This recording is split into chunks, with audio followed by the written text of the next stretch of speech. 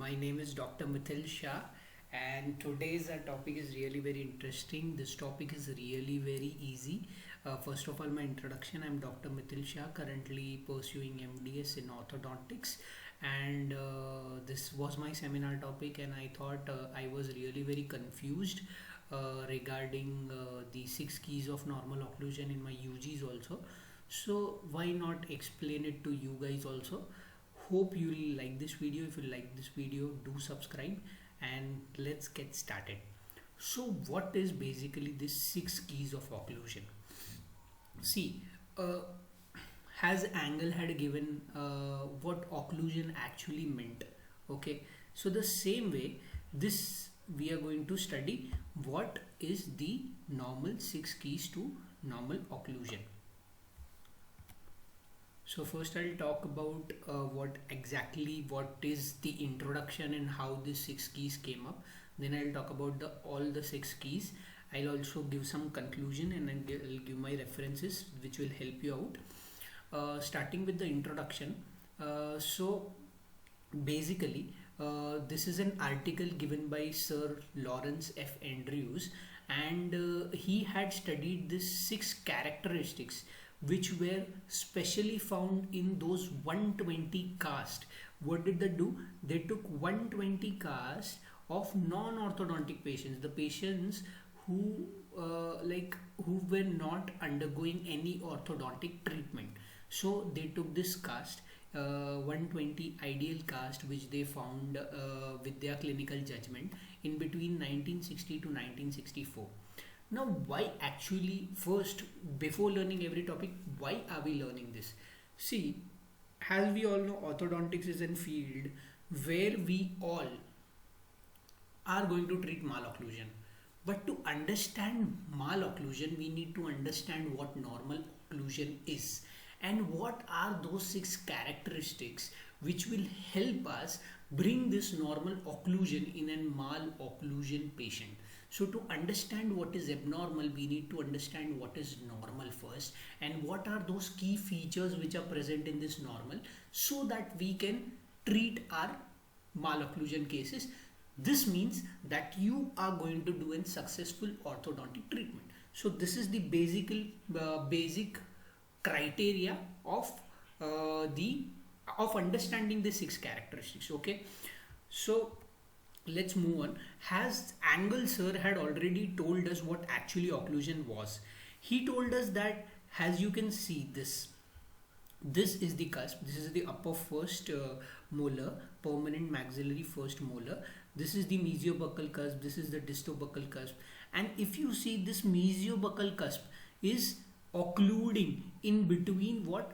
The this is mesiobuccal, or you can say the middle cusp and the mesiobuccal cusp. Okay, so this two, it is occluding in this groove. This was given by Sir Angle, but it was found that this criteria only couldn't fulfill. There were some things still there, and that is when the study started, and the story started back in 1960 to 1964, where when all the cast were took together. They had took, like, what was that the cast, like what was the criteria of selecting the cast?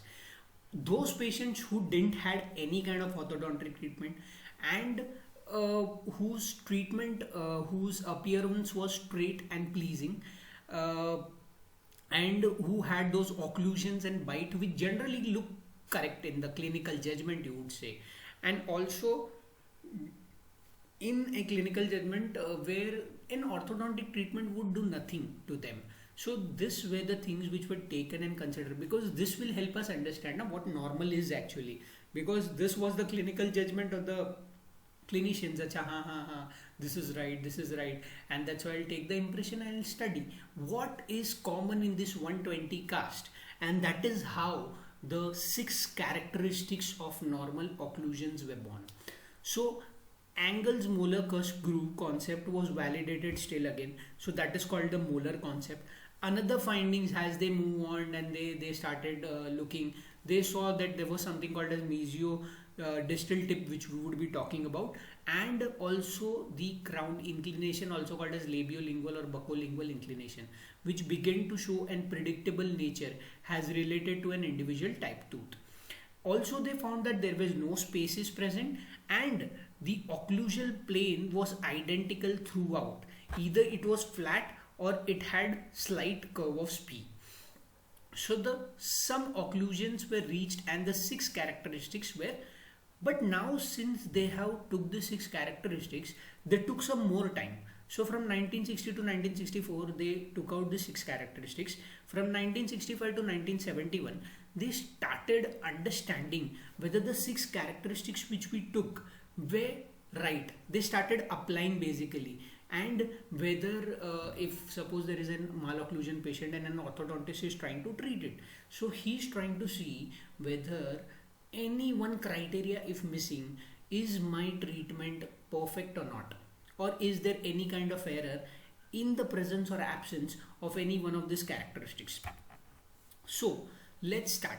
So the first six keys, the first is the molar relationship as given by Angle, and it said that the distal surface, as you can see, this is the upper first molar, this you see this is the distal surface, okay, this is the distobuccal cusp, and you will see that the distal surface or the distobuccal cusp of the upper first permanent molar made a contact and occluded with the mesial surface, with the mesial, you see this is the mesial surface, this is the second permanent molar, lower molar, and it is making contact with the mesial surface of the mesiobuccal cusp of lower second molar. And as we all know, this is the mesiobuccal cusp making a contact in between the middle cusp and the buccal cusp in the groove. So this was given, and there is also an cusp embrasure relationship and cusp fossa relationship which was present lingually, which was found to present lingually. So this is what the molar relationship was in an ideal occlusion. Talking about crown angulation, now we are so very much confused with, but let me make it very simple for you.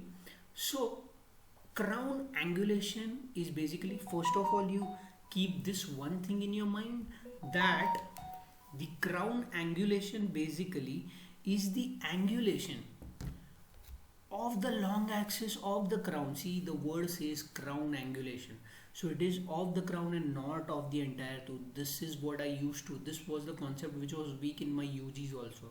So this is what I am also trying to tell you, that it is the long axis of the crown. Why? Because for an orthodontist, crown is the base, or you can say the crown is the first point of contact from where he is going to treat the tooth. So it is basically the crown angulation, and it was found that, see, this is the gingival portion.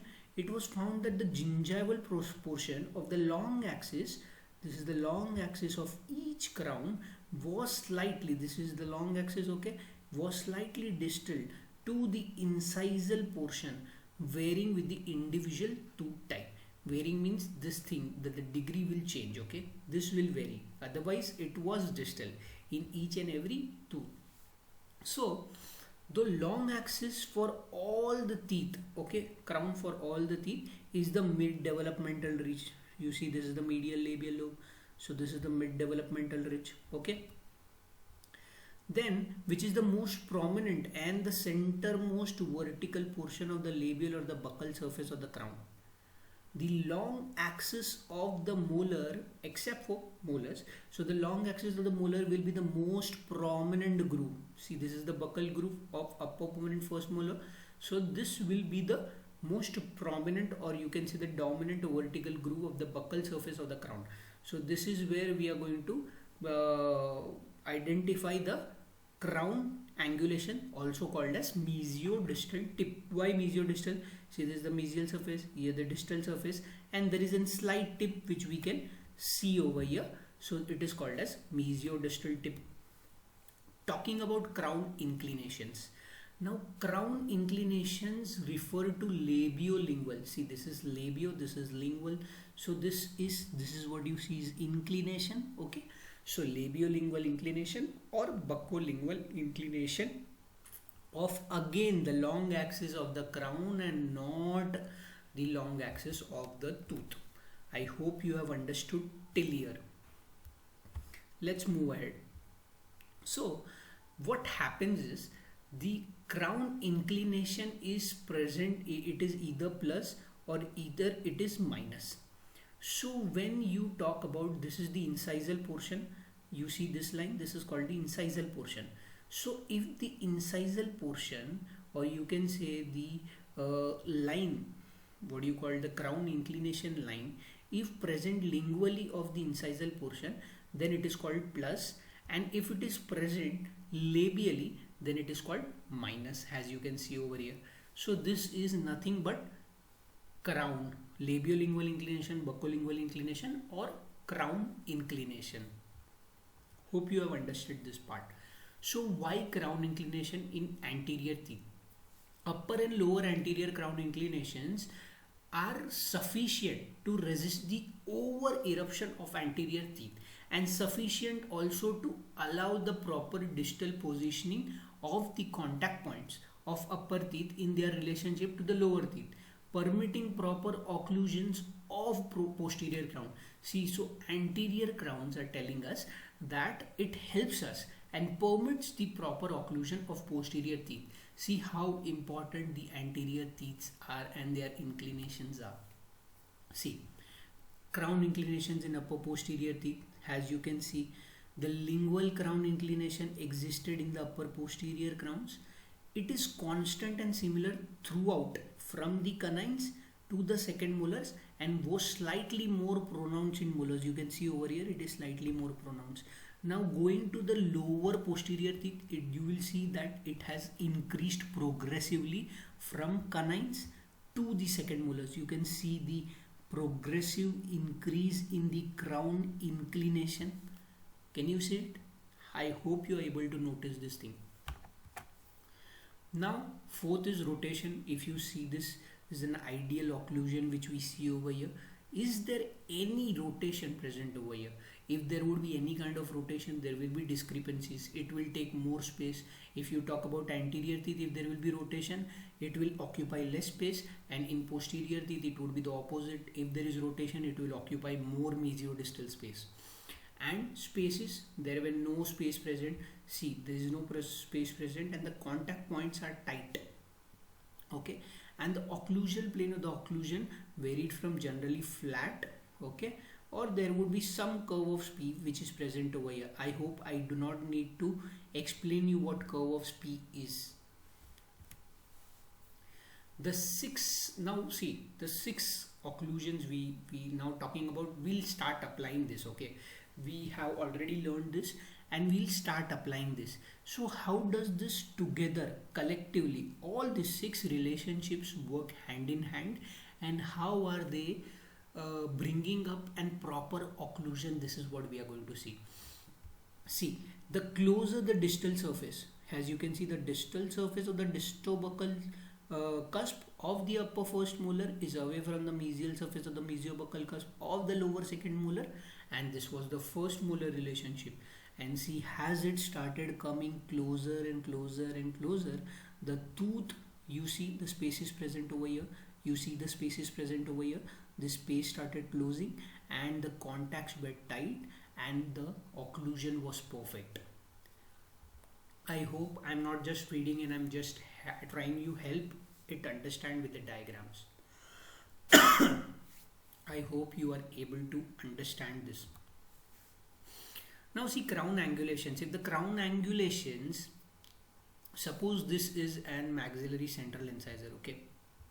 Suppose if there is a lot of crown angulation which is present over here, what will happen? It will occupy more space. And simple example is this rectangle. Suppose this is the incisal portion of the maxillary central incisor. If the crown inclination was greater, what would have happened? Crown angulation, I mean, it would have occupied more space and there wouldn't have been a proper occlusion. Okay. See, the distal inclinations of the gingival portion of the each tooth was constant. Okay, every tooth had some distal inclination present. We all know, the contact points are same in each tooth. There are so many contact points, okay, and which were constant irrespective of the occlusion. These contact points were same for the upper and the lower teeth. The same way, the distal inclination is the same. So this has nothing to do. It was just that this article told the same way the occlusion, the contact points were same. The same way the distal inclination was same for the gingival portion of the each tooth of the crown, except there were some variations in each tooth type. Means a central incisor will have a slight variation. A lateral, canine, premolar would have slight variation. So each tooth pipe within each tooth type, the tip pattern was consistent from individual to individual. Okay, next is crown inclination. So how this crown inclination works? See, if you see the anterior tooth over here, it is present over here, but when it start correcting, when it started coming behind, and when see the occlusion was proper, you see this black part is the spaces which were present. But when the crown inclination was corrected, the occlusion was proper. Okay, and if it is way too straight and way too down, they lose their functional harmony and over eruption results. Okay, so this affects our overbite and posterior occlusion. As you can see, this image is clearly telling you how it is affecting the posterior occlusion. But let me make this concept of overbite clear for you. See, the overbite is the vertical overlap, as you can see over here, and the horizontal overlap is called as overjet. Okay, so see, this is the diagram again where we can see how this thing and crown angulation can change things for you. How much important and crown angulation plays a role in occlusion of the entire tooth, isn't it? Sometimes what happens, even when the upper posterior teeth are in proper occlusion, as you can see over here, there are some space discrepancies, and people say that it is the tooth size discrepancy, but it is not the tooth size discrepancy. It may be sometimes because of maybe the posterior occlusion is correct, but the crown angulation again is not perfect in the anterior region, and sometimes misleading as tooth size discrepancy. Okay, so this is basically incorrectly blamed on the tooth size discrepancy. Coming to posterior teeth crown inclinations, when we talk upper, it generally occurs from normally occluded upper posterior teeth. The inclination is constant and similar from canines throughout the second premolars, and slightly more pronounced in molars, as we talked earlier, and lingually it starts progressively increasing from canines to molars. Now the very important concept that is called as wagon wheel. Now let us understand why we are learning this. We are learning this because the second and the third relation of crown inclination and crown angulation, how does this work in the mechanics when we use our wires? Suppose, for example, we take this thing as a wire and we take this thing as our crown, this portion as our crown and this portion as our root. Okay, so let us understand that this is the tip. And what is torque? Torque is basically nothing but T is equals to F into R. What is F? F is force in newtons, and R is the R perpendicular. So what is R perpendicular? R perpendicular means the distance. This is R, which is constant, okay, or it may vary, but it is the distance. So this is called as R perpendicular. So when we do this, there is a formula which is formed, which is called as torque. Now this torque helps us understand what an wagon wheel effect is. See, what happens is when I start turning from this end and from this end, when I start bending it together like this, what is going to happen gradually, the roots, these are the roots as I told, the roots are going to tip distally and the crowns are going to tip mesially, isn't this? So this is basically going to happen, and it is going to, the more torque I apply, that is the more force I apply, the more tipping will occur.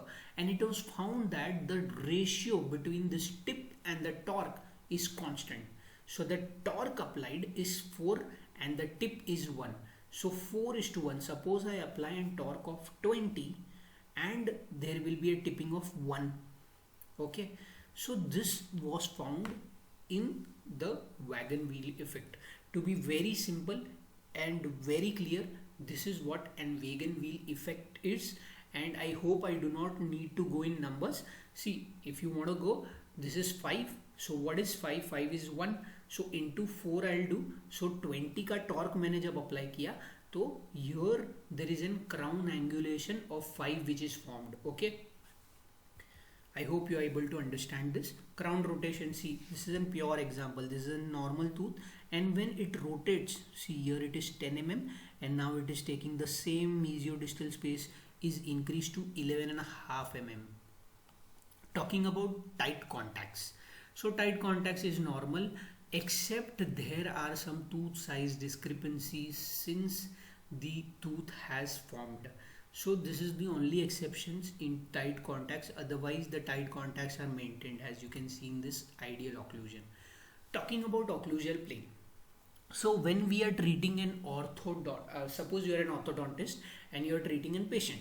So if you will leave this plane, this is the most ideal plane or the most receptive plane for normal occlusion.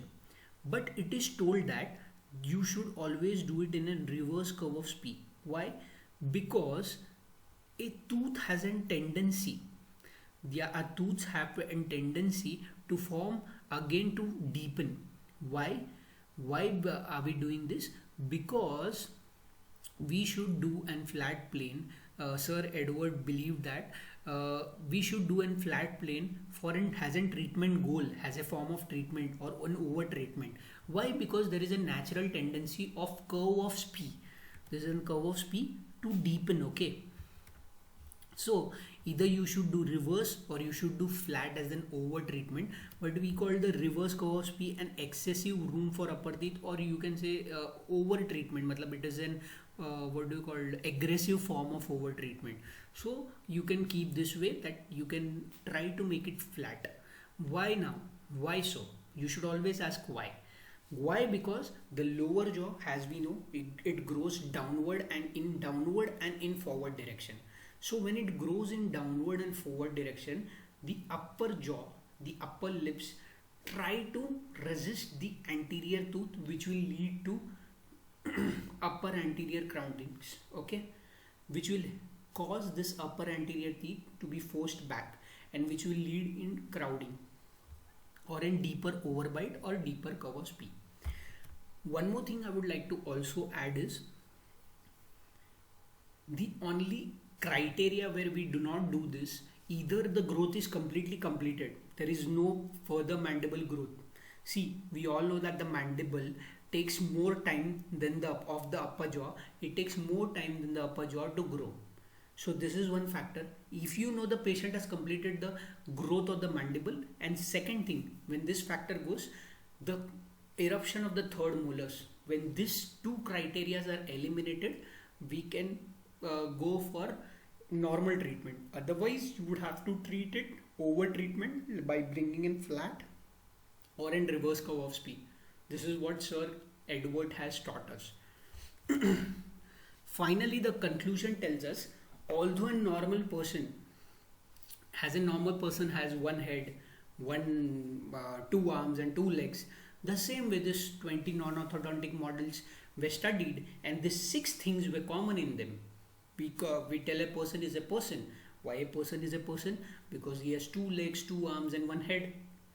Obviously the same way, this 20 non-orthodontic models have helped us learn the 6 characteristics and achieving the final desired occlusion in purpose for attending to 6 keys of normal occlusion. And it was found that If there is anyone missing, it will lead to errors.